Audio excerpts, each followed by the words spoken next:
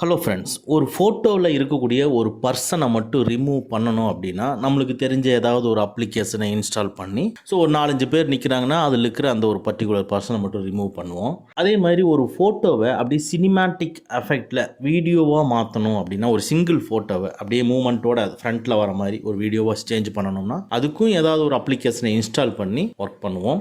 சரி, ஒரு ஃபோட்டோவில் இருக்கக்கூடிய பேக்ரவுண்டை அப்படியே பிளர் பண்ணணும் அப்படின்னாலும் இன்சார்ட் அப்ளிகேஷன் மாதிரி ஏதாவது ஒரு அப்ளிகேஷனை இன்ஸ்டால் பண்ணி பேக்ரவுண்டில் லேயராக கன்வெர்ட் பண்ணி இந்த மாதிரி பிளர் ஆப்ஷன் கொண்டு வருவோம். இந்த மாதிரி சின்ன சின்ன எடிட்டிங்கெல்லாம் ஒரு அப்ளிகேஷனை இன்ஸ்டால் பண்ணி பண்ணணும்னு அவசியம் இல்லைங்க.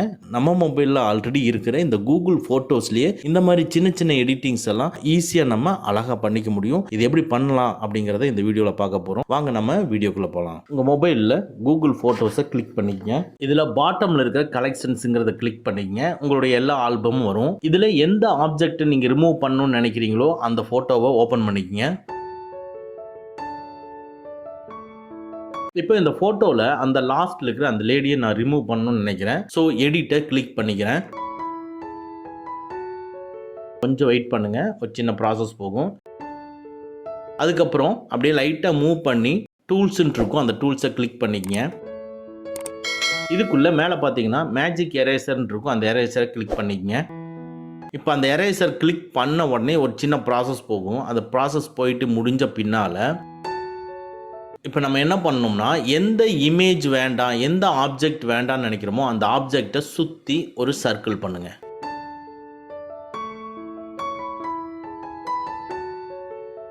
அவ்வளோதான். இப்போ நம்ம சர்க்கிள் பண்ணிட்டோம். ஒரு சின்ன ப்ராசஸ் போகுது பாருங்கள். போனோன்னே உடனே ரிமூவ் ஆயிடுது. இன்னும் நீங்கள் நல்லா பண்ணணும்னா மறுபடியும் இன்னொரு சர்க்கிள் நீங்கள் கொடுத்தீங்கன்னா இன்னும் நல்லா கிளியராக உங்களுக்கு ரிமூவ் ஆகி காமிக்கும். ஓகேங்களா?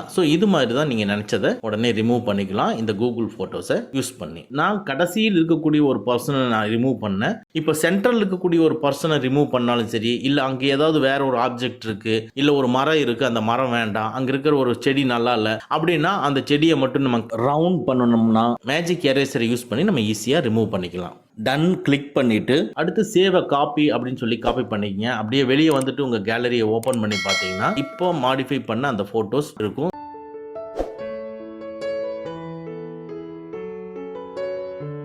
முதல்ல இருக்கிறது அந்த லேடியோட இருக்கு.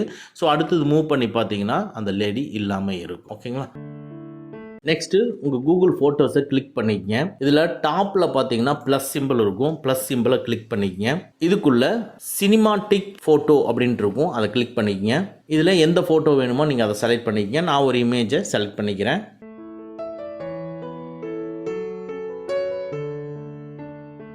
செலக்ட் பண்ணிவிட்டு இப்போ டாப்பில் பார்த்தீங்கன்னா கிரியேட்டுன்னு இருக்கும், அந்த கிரியேட்டை கிளிக் பண்ணிக்கங்க.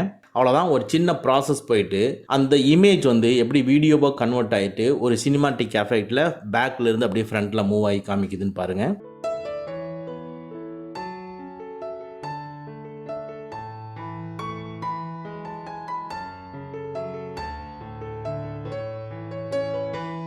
பாருங்கள், அந்த இமேஜ் அப்படியே பேக்கில் இருந்து அப்படியே ஃப்ரண்ட்டாக வர்றது உங்களுக்கு நீங்கள் பார்த்தீங்கன்னாவே தெரியும். இது மாதிரி ஒரு இமேஜை வீடியோவை நம்ம கன்வெர்ட் பண்ணிக்க முடியும்.